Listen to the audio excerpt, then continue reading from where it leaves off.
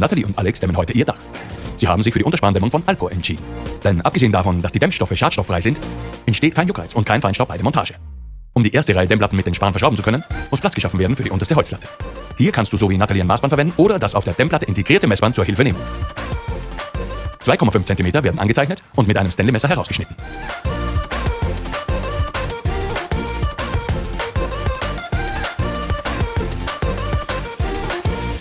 Die Feder, die zur Mauerbank zeigt, wie auch die zur Mauer, werden beide abgesägt. Nachdem Alex die erste Reihe vorbereitet hat, kann es auch schon losgehen. Die Platten werden zusammengesteckt, das funktioniert einwandfrei durch Nut und Feder.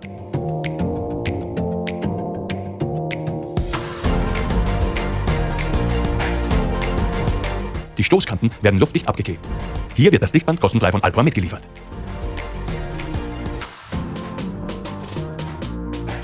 Um die Arbeit zu erleichtern, wird die erste Holzlatte an den Stellen markiert, wo sie mit dem Span verschraubt wird. Auf die richtige Länge zugeschnitten, wird die Holzlatte in die mittlere Nut hineingelegt. Um zur Wand hin gut ausschäumen zu können, wird eine fingerbreite Abstand gehalten. Die erste Reihe wird angesetzt und mit dem Span verschraubt. Dafür wird vorgebohrt und mit einer Torxschraube die Dämmplatte fixiert.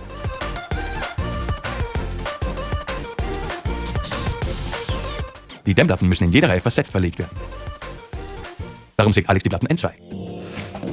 Ist die erste Reihe einmal verlegt, lassen sich die weiteren Platten ganz einfach zusammenstecken.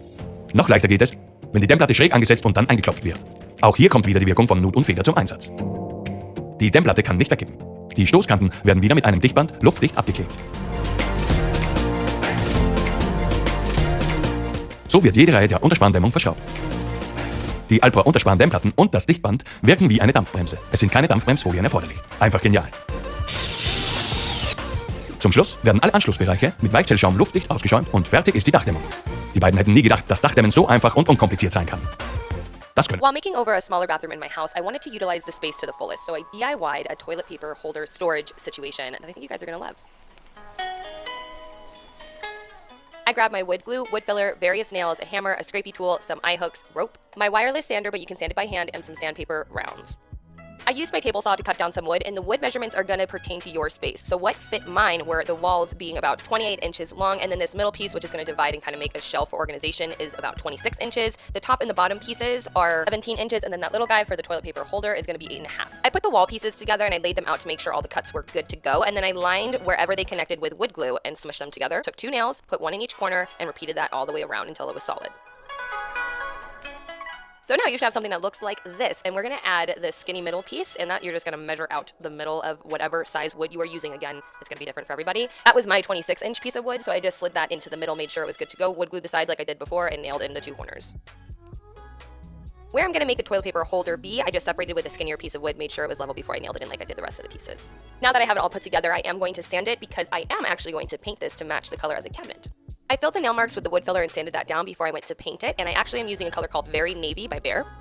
I threw on a couple of coats of that, let that dry entirely, and then I went in with my 2 eye hooks onto the smaller compartment in the upper left-hand corner and went into the middle of those pieces and just screwed in those baby eye hooks. I made sure both of the hooks were pointing up, and then I went ahead and took a piece of rope and tied a loop on one end, fed some toilet paper onto it, and then secured a knot onto the other side, so you could just like take the loop side off and restock toilet paper when needed, which is at the ready just down below.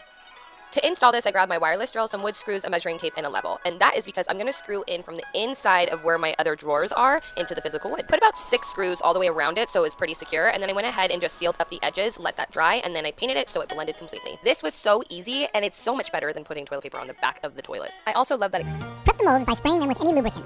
Pan cooking spray or WD-40 will do. Attach the 3/8-inch concrete anchors with 3/8-inch bolts to the molds.